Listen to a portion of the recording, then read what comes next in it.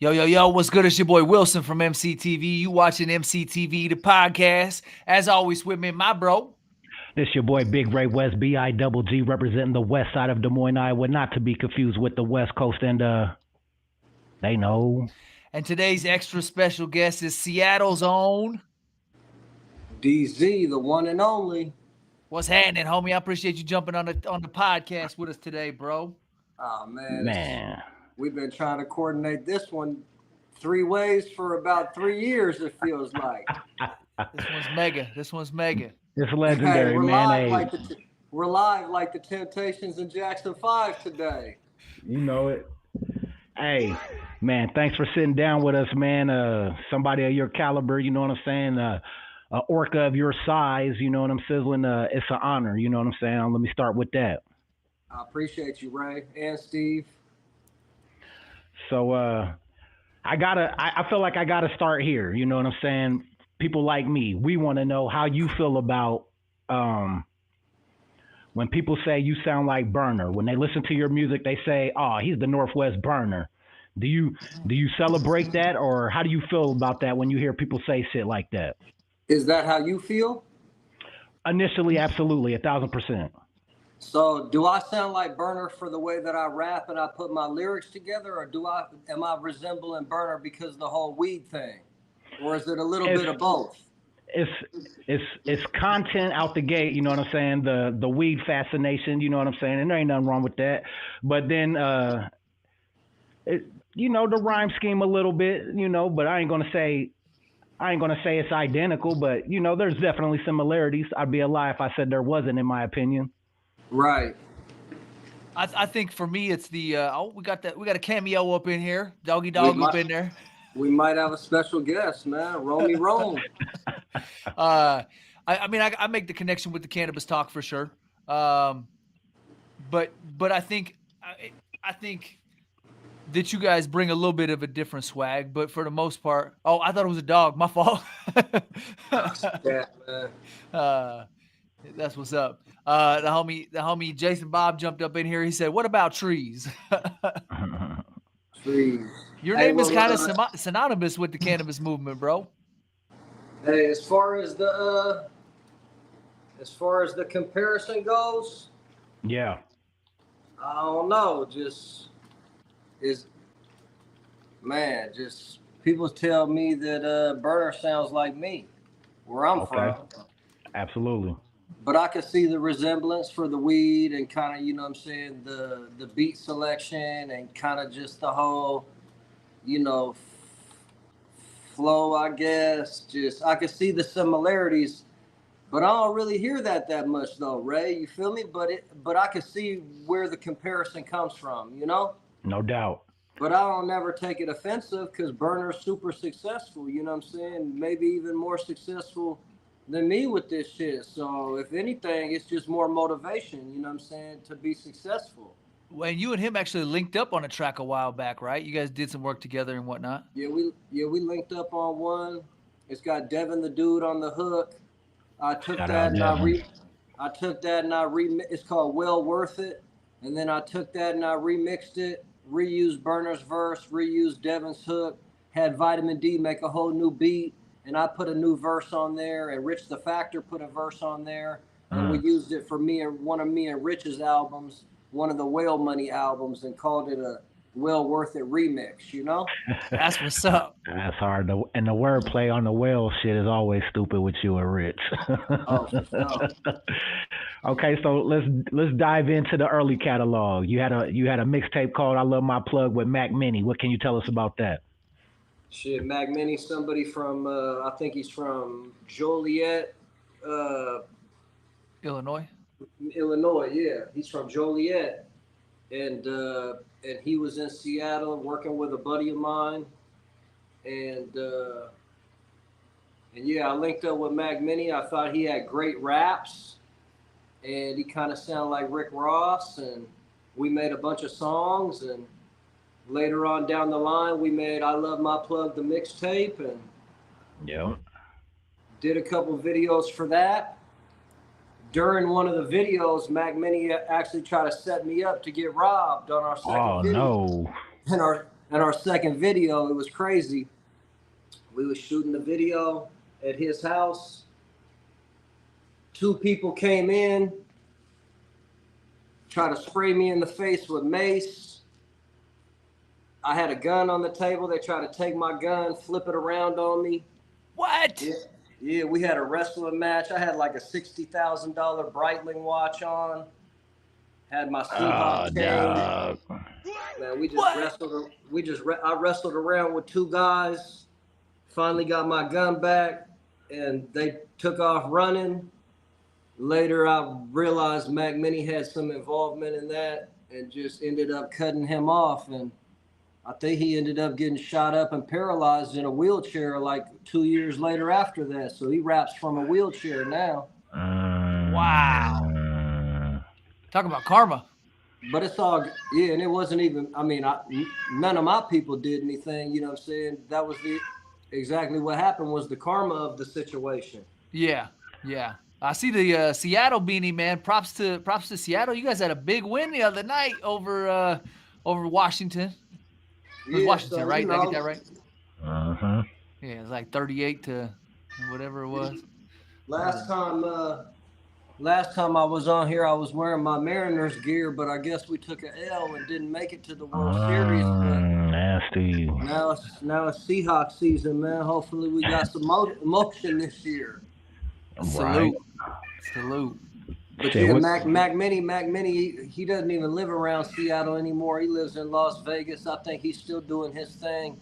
A memory of Mac Mini that I remember most is Mac Mini wanted to do a song with Messy Marv.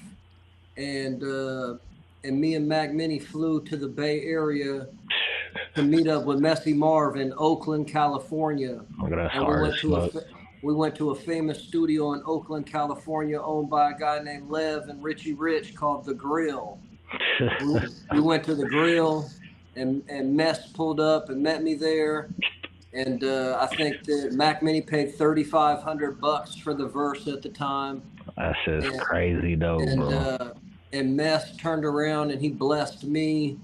And Drew Down happened to show up that day. It was my birthday that day, August 25th. Drew Down showed up. It was me, Mess, Drew Down, Mac Mini, my college roommate from Oakland, Mike, and nigga, what you in the Illuminati or something, nigga? Nah. Why you say that? Cause you well connected like AT&T. That's why.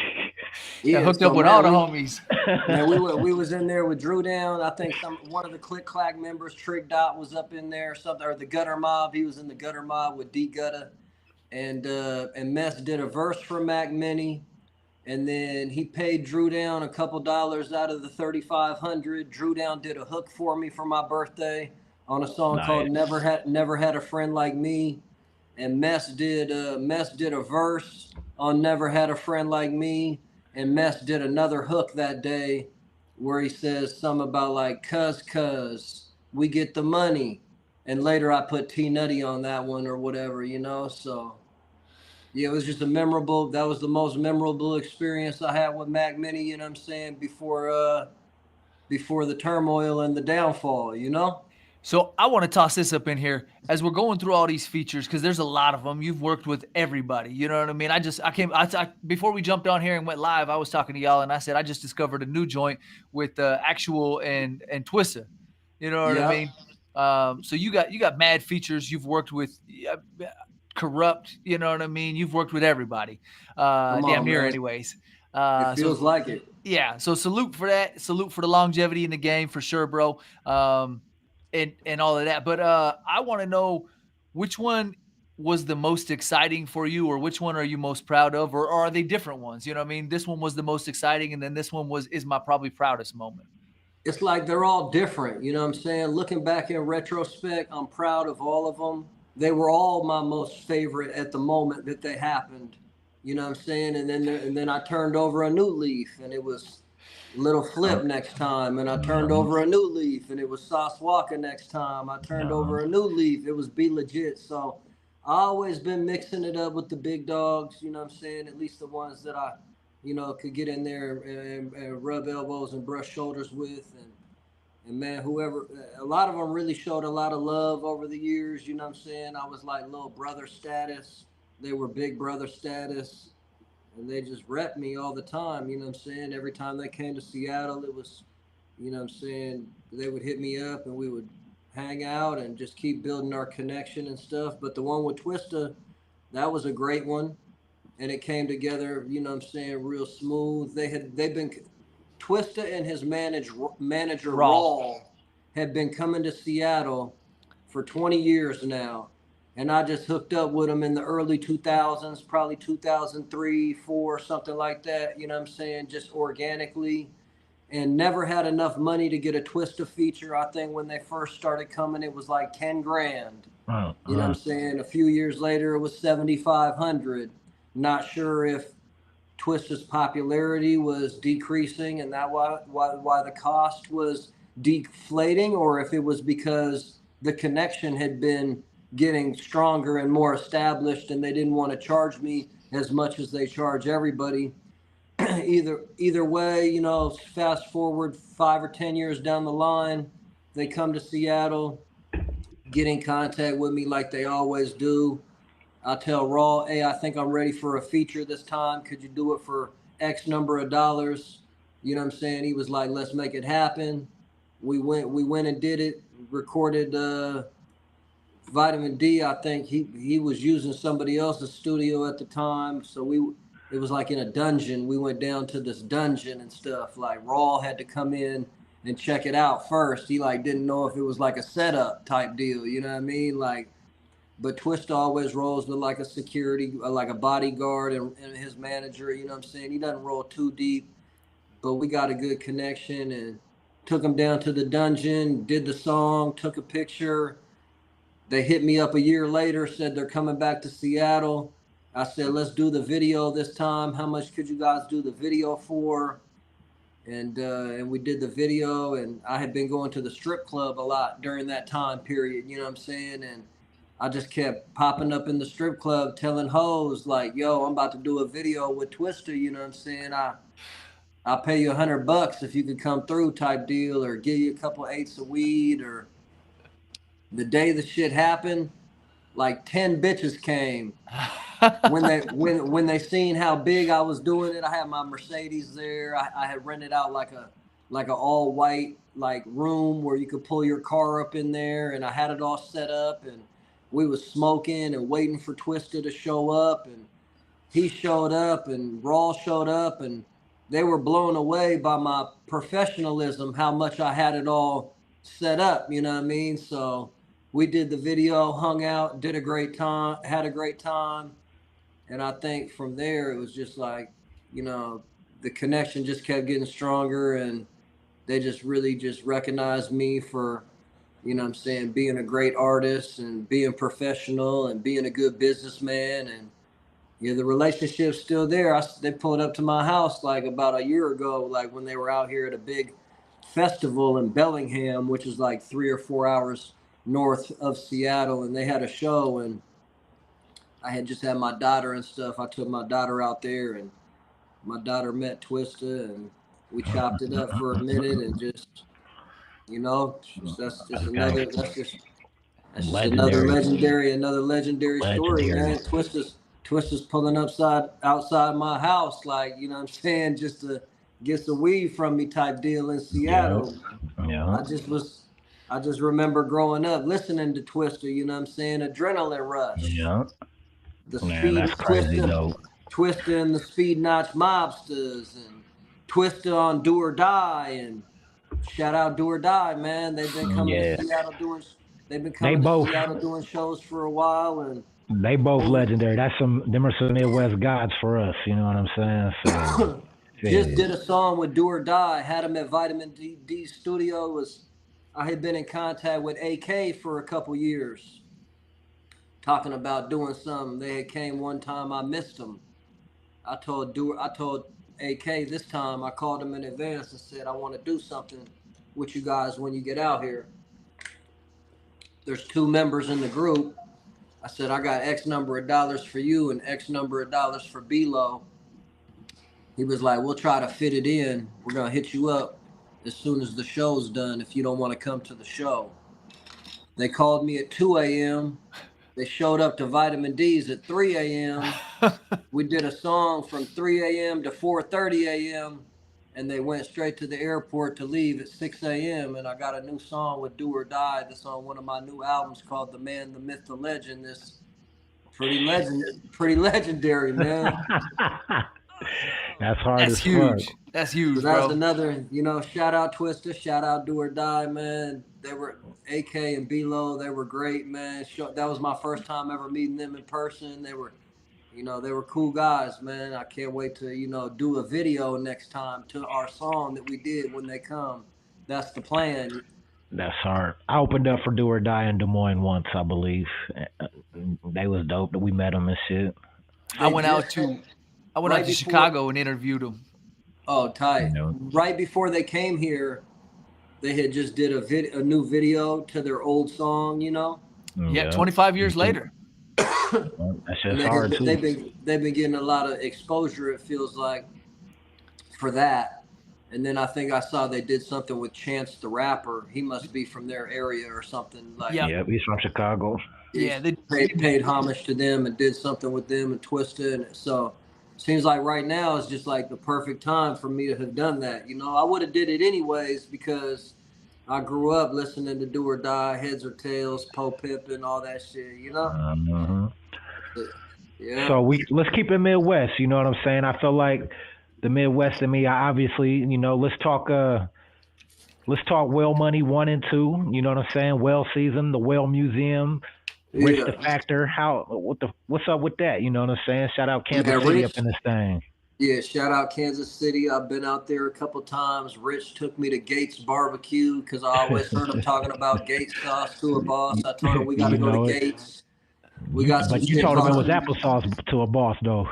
Yeah, hey, hey, but we went to Gates. The sauce was great. The first Gates he took me to was in Kansas City, Missouri, and I don't eat too much beef these days.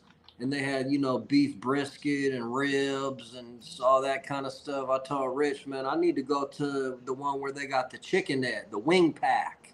And so he's like, shit, we gotta drop. Well, we ate there. It was like, I got some plate that had turkey on it, like sliced turkey meat. You know what I mean? Like it wasn't that fancy, and a couple pieces of white bread, and it wasn't that fancy, bro. You know what I mean? I wasn't feeling it that much. Then he took me. Then he took me to He was like, we got to go to Kansas City, Kansas, to eat at the one that got the chicken wings, because every location has something special, and the one in Kansas City, Kansas got chicken wings, and the one in my neighborhood got a cheeseburger, and the one we're at right now got, this is the main one that we're at that got everything but chicken wings. So I said, nah, we don't gotta drive to Kansas. We're driving. He's like, I was like, bro, you don't gotta drive all the way to Kansas City, Kansas for us to do that. It's cool. We'll just go somewhere else.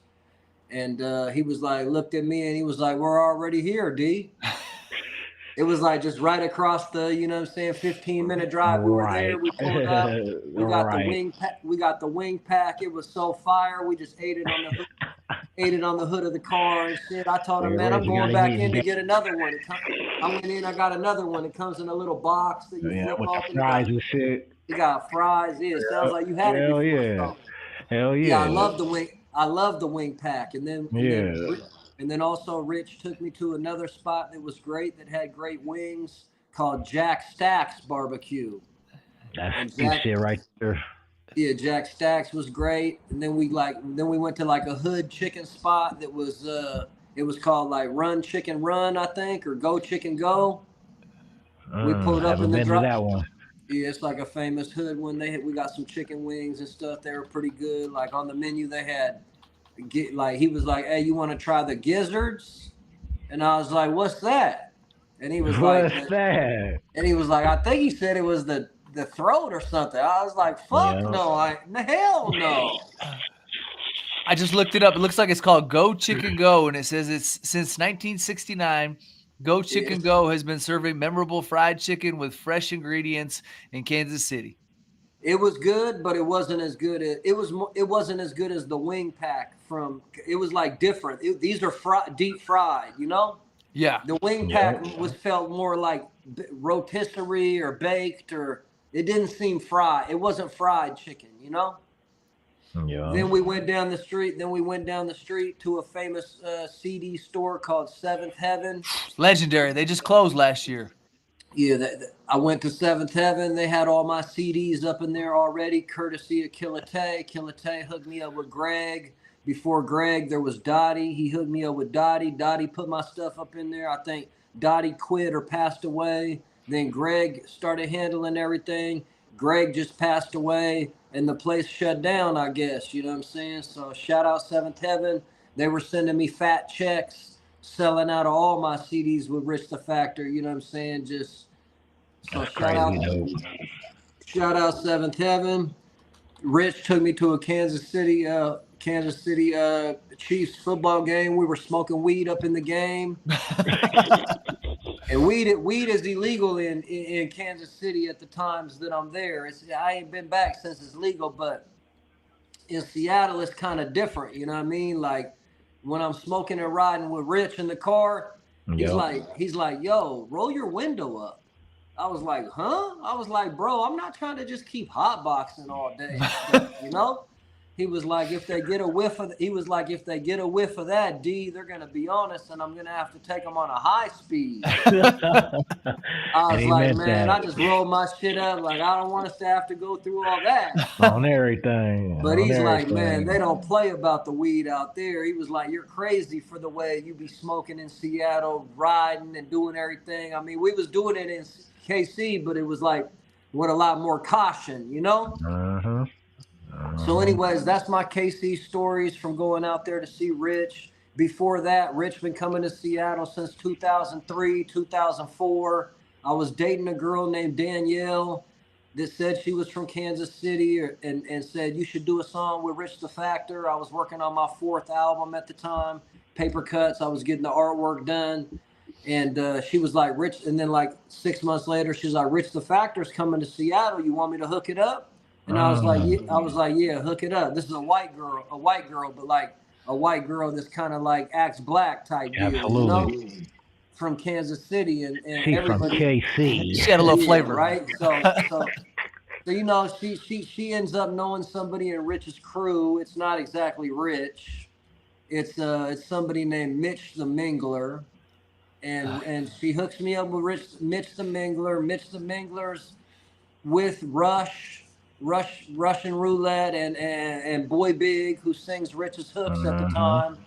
I go and I hook up with Mitch and Rush and Boy Bigg, and yeah, we're smoking at the hotel and we're hanging, and I was like, where's Rich? He was like, Rich is gonna be here tomorrow. He was like, you got the best weed right here. Rich is gonna love you. We already know.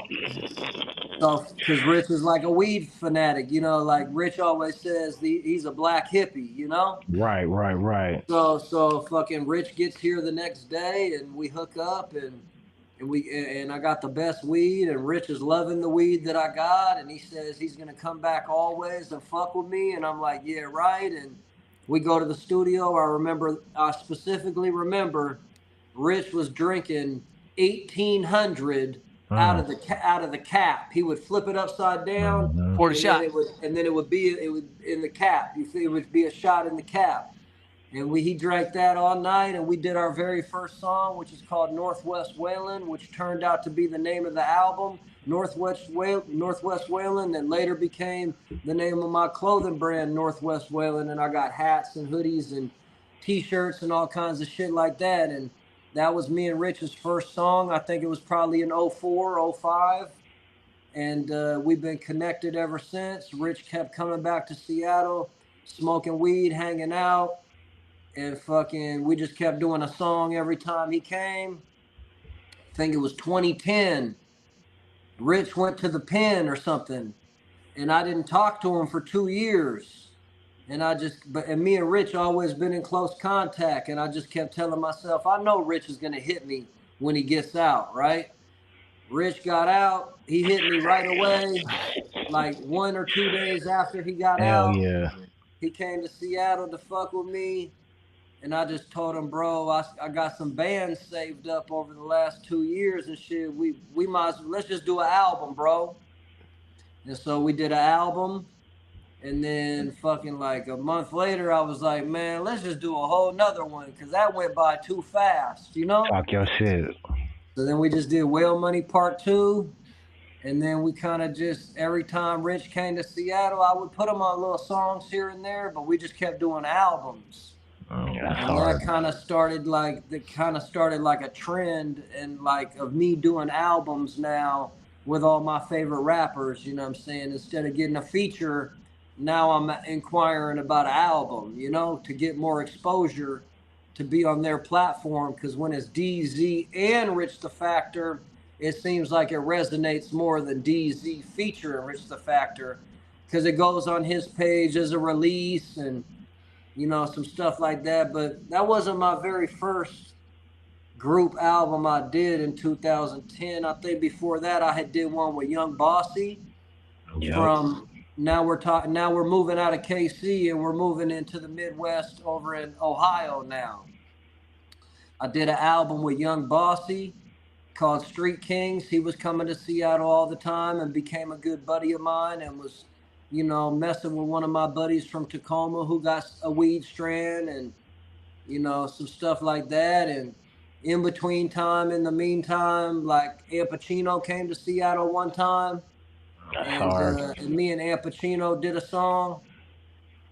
Me and Ampachino's first song, I can't remember what our first song was, but it was either our first song or our second song. When Ampachino was in Seattle, it was me, Ampachino, and Killa in the studio until 4 a.m. I had picked them guys up somewhere. Here goes a story for you. And I had fell asleep in the studio, and they woke me up and was like, DZ, let's go. And I was like, do I gotta drive you guys all the way back to, you know? And he was like, we got a ride coming to pick us up, so you don't gotta drive us all that way. We're gonna stop by and visit somebody else at another studio on the way out of here. I was like, all right. We go downstairs. Like right when I was getting ready to fall asleep, I had like my fucking Glock 40 with an extended clip on my lap.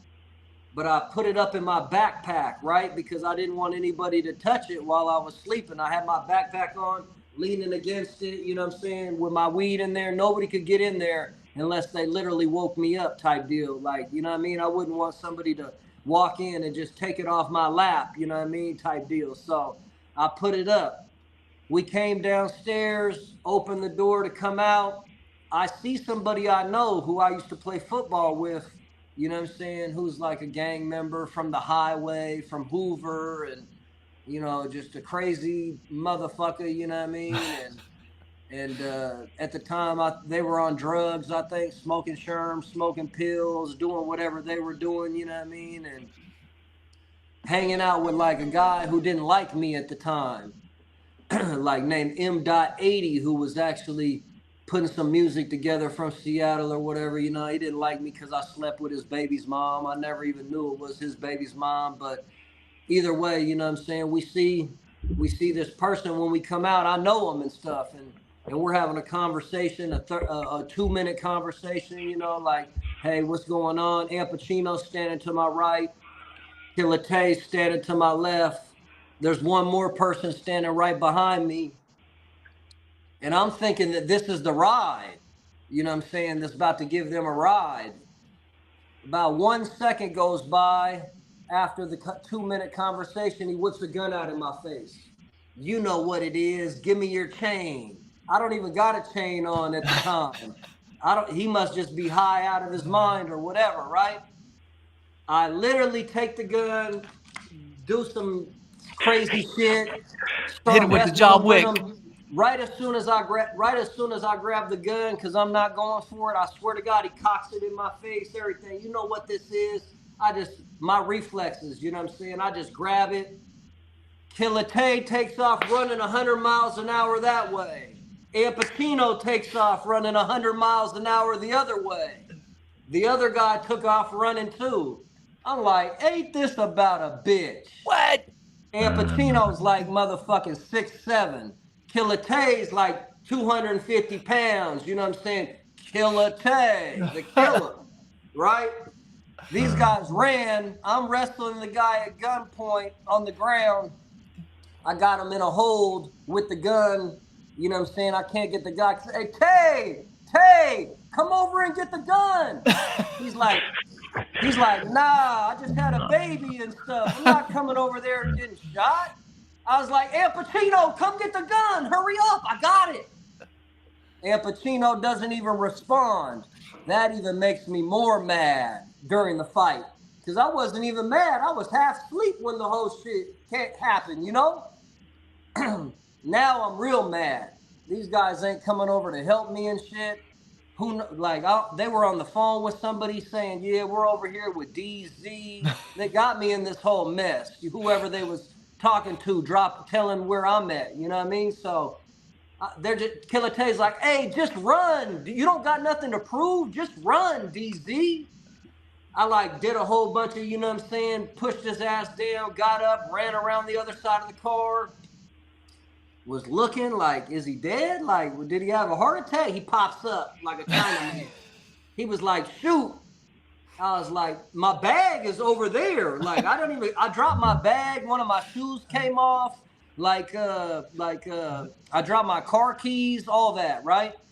So I was like, I don't got shit, shoot. I was like, I don't got shit, you shoot.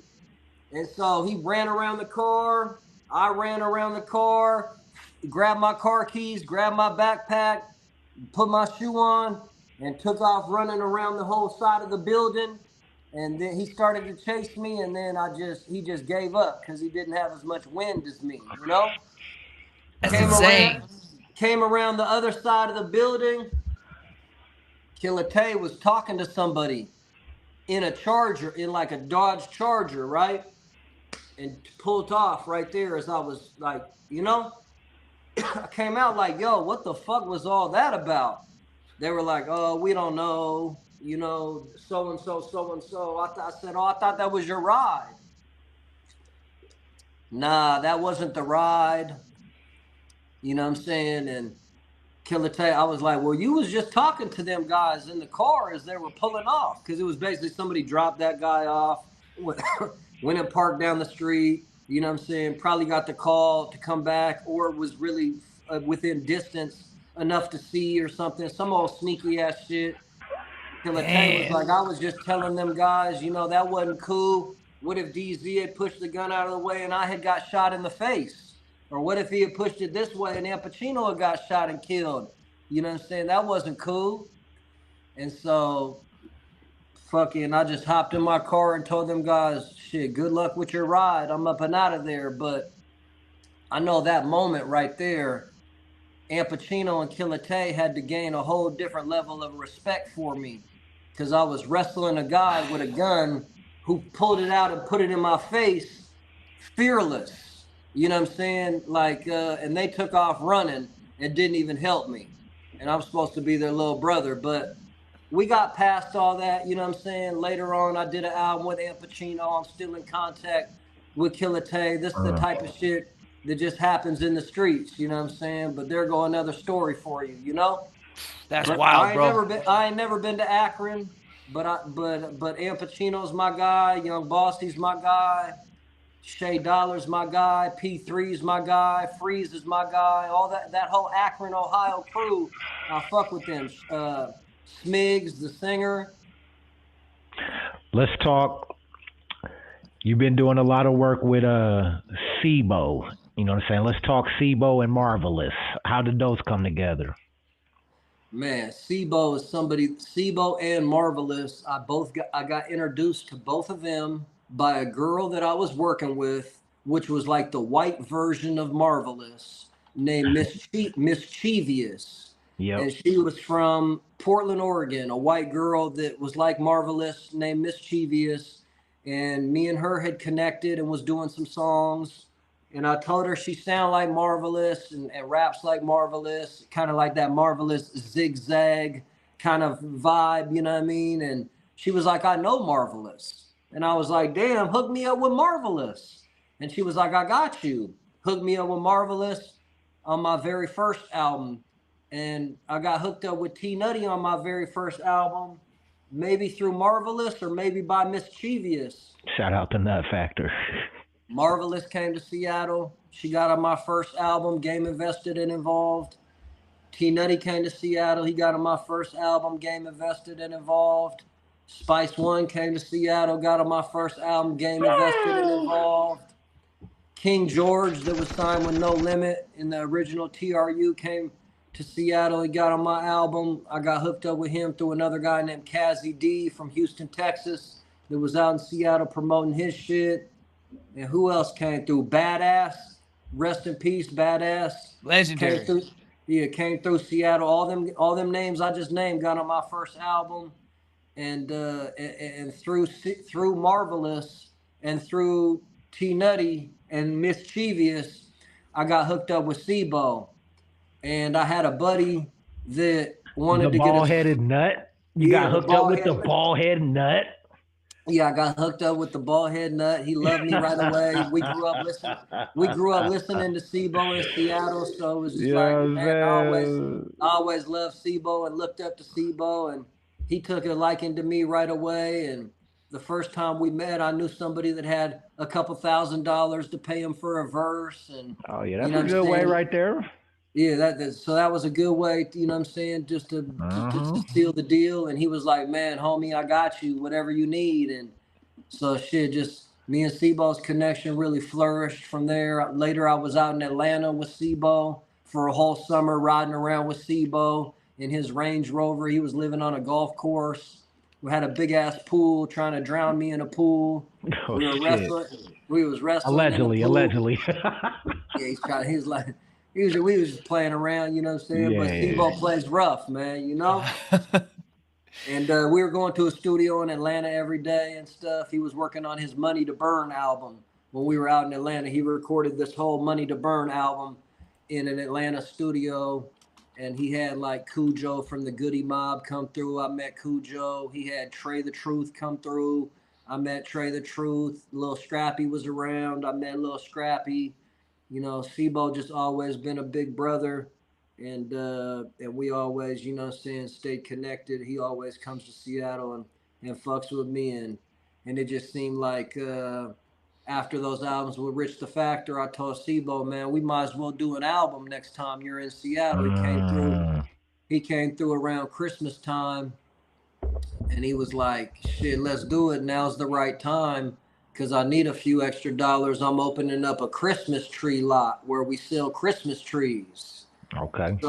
So we did the album around Christmas, knocked it out in a couple days. All them albums with Rich the Factor, them shits is knocked out in one night. Me and Rich go to the studio, stay up all night. Vitamin D makes beats, you know what I'm saying? And we just keep knocking shit out until we run out of gas, you know what I'm saying? And Rich always stays up all night and finishes it.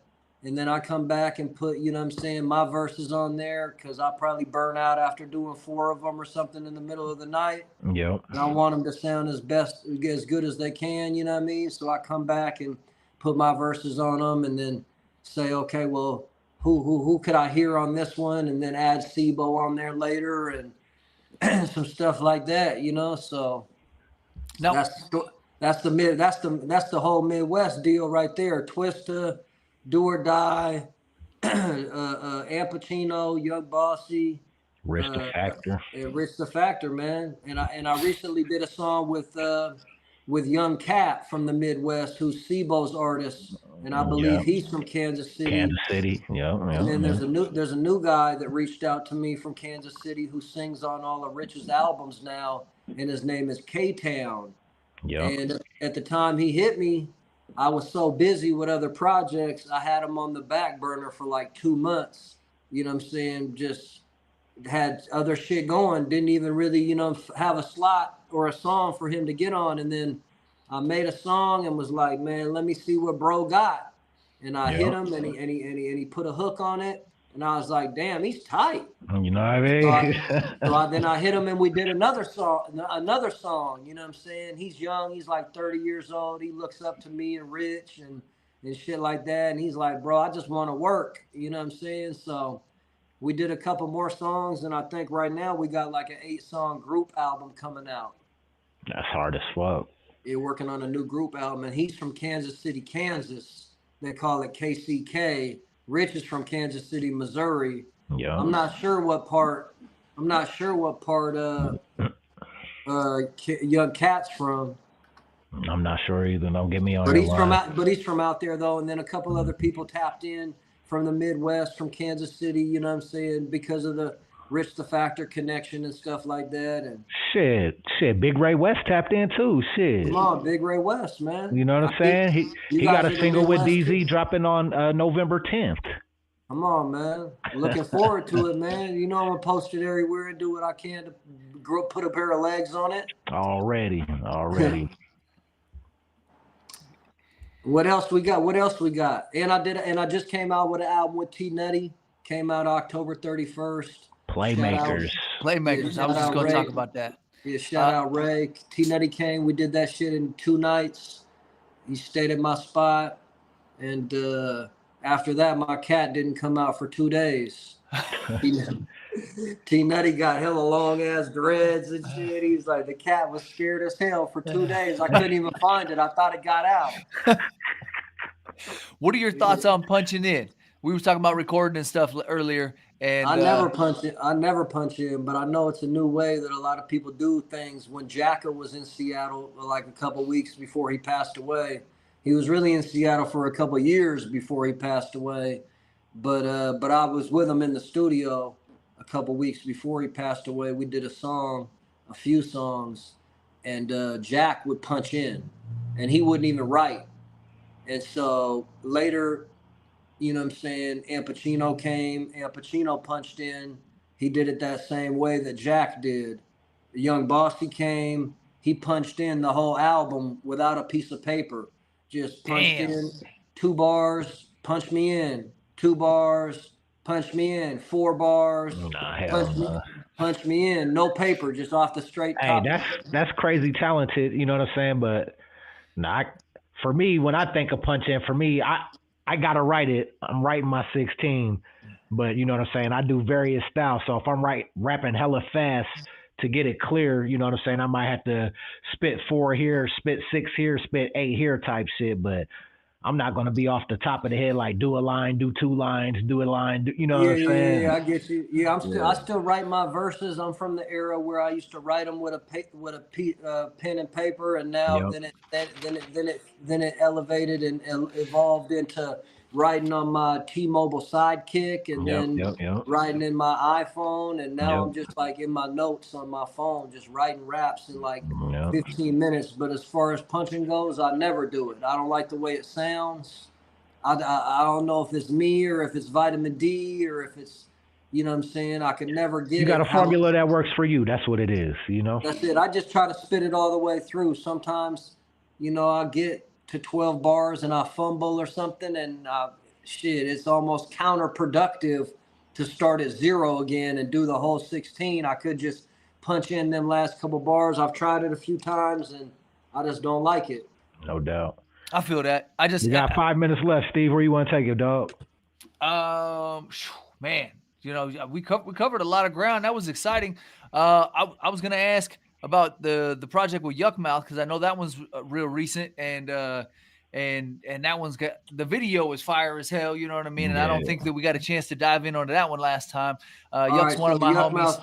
So the Yukmouth album, I hadn't talked to Yuck for 10 years. Me and Yuck was tight. Something happened where we had a falling out, a real small falling out. He came to Seattle doing a show. We were going to do a video on my birthday. It wasn't when I had my official cameraman that I had now. Something happened where, you know, the cameraman came. He seen who Yukmouth was with. The guys that Yukmouth was with had attempted to rob him for his camera in a previous encounter, and my cameraman just got in the car and drove off. And me and Yuck went to the car wash, and we came back, and he wasn't back at the meeting spot, and he wasn't answering the phone, and like the video never happened. Yuck was confused about what had even happened. I was confused about what had even happened. I didn't learn about the whole camera thing until a week later. And Yuck got to talking some shit to me when he got back to LA via text.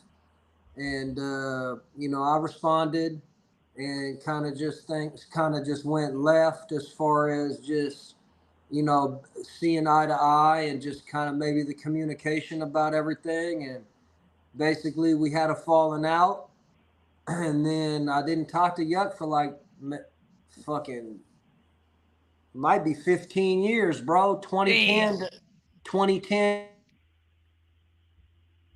I did the album with Drew. I did an album with Drew Down. I did an album with Ampachino. I told Drew Down and Ampachino that I would have loved to have Yuck on the album, and could one of them guys hook me up with Yuck again, you know what I'm saying? Kind of like repair the relationship, because I really had no issue with Yuck, you know? Yeah. They patched it up for me. I called Yuck, and as soon as I called, he just had great energy. You know, that shit was the past. I told him I was sorry about it. I told him, love to hear that. I told him, man, it's been 15 years. We're long overdue. He was like, man, I want to have you on my new, I want to interview you on my podcast, like an over the phone online one, not the one that he does in person. We did that. And then he was like, man, let me know if you need me on a song. I got you. I just hit him back the next day, like, bro, we should do a whole album. He was like, let's do it. So we just started sending 2 songs at a time, 1 song at a time. Knocked down like a whole 10, 11, 12 song album in a week. Put C-Bo on there. Matter of fact, I got a video shoot with C-Bo and Yukmouth on this Sunday to one of the songs off the album. That's crazy. And the album's called Seahawk and a Raider, because Yuck's an Oakland Raider and I'm a Seattle Seahawk. Legendary. Seahawk and a Raider. And come on, man, it's just another legendary album. And I did one with Drew Down before that. And I did one with Domino before that. So I got some down. All right, so I'm I excited. got some dope stuff coming. I'm excited to hear about the new work you've been doing with Domino, because I saw that popped up on IG the other day. Now this is the same Domino from Sweet Potato Pie. And Yeah. Legend. Sweet potato pie. Tales from the Hood. Ghetto Jam. Long Beach, bro, Ghetto Jam was California. my shit. I've been putting Domino on everything lately because he's so legendary, you know what I'm saying? And Iconic. I got such a close connection with him. I just went back in time. Remember RBX that was on the Chronic and the Doggy Style? He's from Long Beach, so I did a song with Domino on the hook, RBX on the verse. That's my most recent song with Domino. He's got RBX on there, and it's another slap. And I've been working with Dove Shack from remember Dove Shack, Summertime in LBC? Yeah. I just hooked up during the process of me and Yuck doing an album. He was like, we need a singer on here. And I was like, who you thinking? And he was like, Bo Rock from the Dove Shack. Bo to the motherfucking Rock. And I was like, man, let's do it. I ain't never had a song with Bo Rock from the Dove Shack. So I hooked up with Bo Rock, and we did it. And I just did a new song with Bo Rock and Crooked Eye. He goes by King Crooked now. Hello. And he's from Long Beach, so I did that. And then I just did one with old school Mac Mall from Vallejo with Bo Rock on the hook. That's fire. Shout out King Crooked, man. Shout out King Crooked. Come on, shout out King Crooked, man. He did a dope ass verse, man. He's hella lyrical, and he loved the song. And man, I've been working on hella new songs, putting hella new music together. Got a bunch of new albums coming out, man. That's fire. That's fire, bro. Fellas, I hate to put a pin in it. I think this is a perfect spot to leave it for part 3. If we can orchestrate this one more time. I mean, we covered a lot of ground. We got a lot of fire material out there. We rocked for about an hour.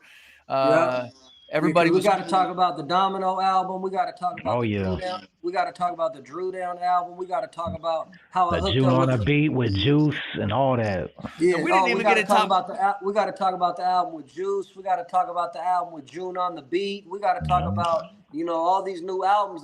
The new album with Marvelous, like just hella new shit, bro. And then we got the new track with EmceeTV, you know what I mean? You know, that's yeah, coming. We got the new track. Man, when's that coming out, Steve? The Real is back, you know what I mean? When is that coming out? I mean, we're looking at like 45 days. We're gonna upload it on there, and we're gonna put it out. We're gonna let it fly. The world gonna hear it. It's gonna be fire. 45, so it's coming out 2026, huh? No, we talking Christmas. We talking Christmas. Okay, a little Christmas present. You know what I mean? A little something under the tree from me and DZ. A little Christmas present from MC Steve, and a little Thanksgiving present from Ray. You know what I mean? Hello. It's up. We're doing it big out here. We're doing it big. Hey, and shout out to my homies for making that beat. Tremaine, you know what I'm saying? Straight Vodka. He made the beat for Smoke and Ride. Shout out my cuddy CP for singing on the hook, and then shout out my OG Test One, man. Yeah, I like the hook. I ain't heard the third verse yet. I'll just keep it as a surprise when it comes out. And then shout out to DZ, you know what I'm saying, for, you know, fucking with us old Iowa boys, you dig? I love it. I love it, man. It's just the beginning, man. It ain't over. It's the takeover. Talk about Amen. I like the way that man talks. It's the beginning. It's the beginning of something beautiful. All right, y'all. We're going to leave them thirsty for the next one. This your boy, that motherfucker Steve for EmceeTV. It's your boy, Big Ray West, BIGG, representing the west side of Des Moines, Iowa, not to be confused with the West Coast, and they know. And today's extra special guest is the one and only DZ, man. Find me on Instagram at DZ Seattle. Find me on YouTube, DZ206. And we out. Peace. Good looking. We've been known to snatch a piece or two. Y'all can't take over cause we gon' eat the you. Rock steady like a ginger brought Aretha through. This shit torture and I'ma keep feeding you. On that East Coast shit, y'all better duck down. Price on his dome, 5 on it like yuck mouth. When the plug get knocked, that's when the price jumps. American Nightmare, that's where the Spice One. Rappers running like Ricky in the alleyway. Putting an end to the week, no Saturday. They want static, get it shaking like Cassius Clay. Passionate thugs mixing Douce with Alizé. Don't play with us. Them goons ain't got you safe enough. Yelling fuck 'em like Smokey off the angel dust. My life so real, sounds like I made it up. Been up so long, I don't remember waking up. Dangerous, softer than a razor's touch. We hit that script and get the caking up. God hate ugly, so ain't no saving us. Been up so long, I don't remember waking up. Big